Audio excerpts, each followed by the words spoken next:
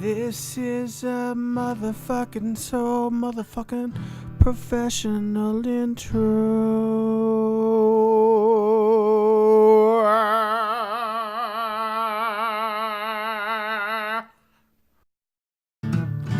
Hey, it's Moofda. I'm just trying to find someone to kill in team deathmatch running around.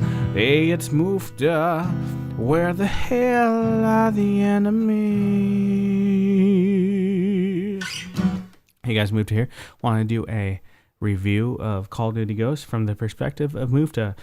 And keep in mind, this perspective will be mostly from a team deathmatch player. So if I'm very biased toward a certain aspect of the game, now you know why. Because I like team deathmatch. Okay, let's go over what I do like and what I don't like. Let's go over what I don't like first to make us send it a positive note. First of all, I do not like how the spawns work. At least in Team Deathmatch, I have heard that the other game modes are just as plagued. Now, we look at these maps. They're the largest map since World at War. However, the spawns seem to place the enemy right behind you after you kill them. Or if you just get killed, you're spawning right behind the guy that just killed you.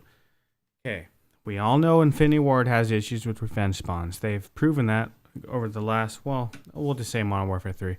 They did have those issues in Modern Warfare 2, however, but those good guys that created that game went over to another company, and so that was never fixed. Titanfall.com, brought to you by electronicarts.com. Anyway, so the spawns, those can be fixed. That's fine. It's pretty typical with the release of a Call of Duty game. The spawns are always silly. They can be fixed, and I'm sure they will. I have faith.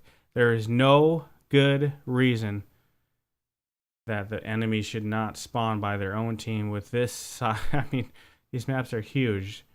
I should not kill Billy, the good guy killer, and have him spawn right behind me. Then he's Billy the Spawn Killer. And he doesn't even want to be Billy the Spawn Killer. He didn't deserve that, but the game just signed it up for him. Now he's labeled as Billy the Spawn Killer.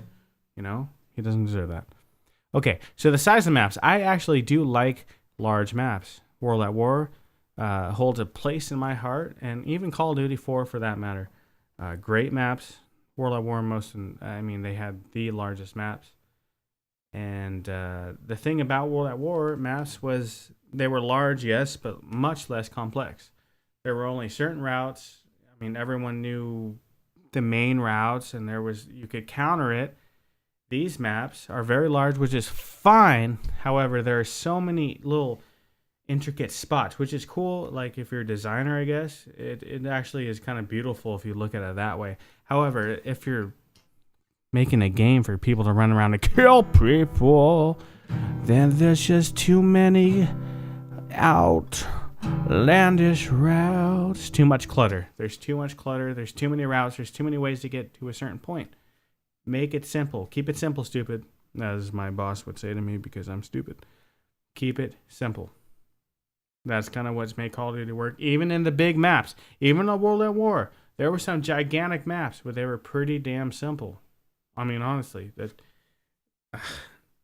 I'm starting to get used to them, and I don't mean to sound like negative Nancy, but I am a Call of Duty passionate player. I'm not a fanboy because I don't care what anyone says. This is the best game of all time. It's a great game. I love Call of Duty. Call of Duty will always be my favorite shooter. What I won't do, is just take it in my no-no area and be like, yeah, this is the best game ever. It has issues, in my opinion.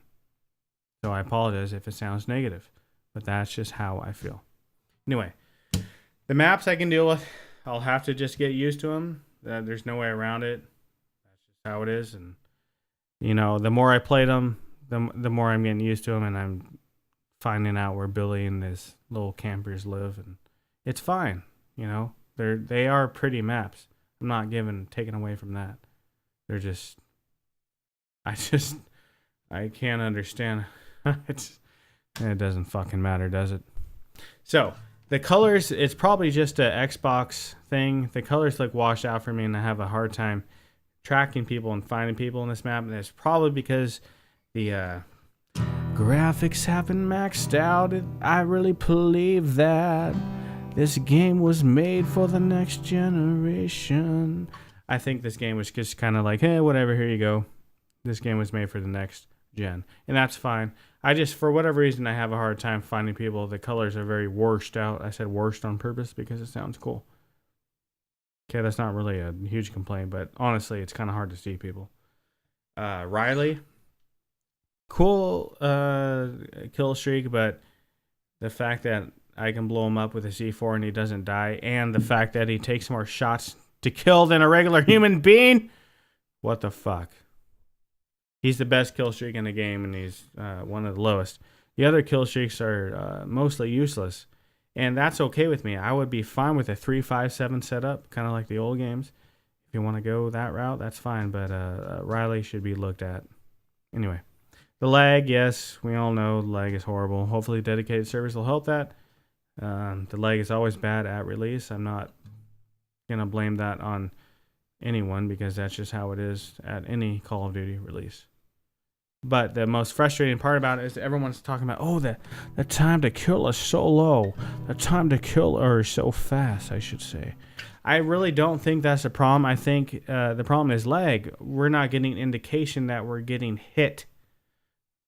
If you go into a private match, you will actually see that your screen goes red when you're getting hit. You rarely get that online. It's just the bullets. I don't know what the hell is going on. It's mostly insta-death type situations. You know, you don't get the indication that you're getting shot. And that can be adjusted. That can be fixed. Okay? Now that you guys have stuck around for what I hate, here's a bonus video. Tada!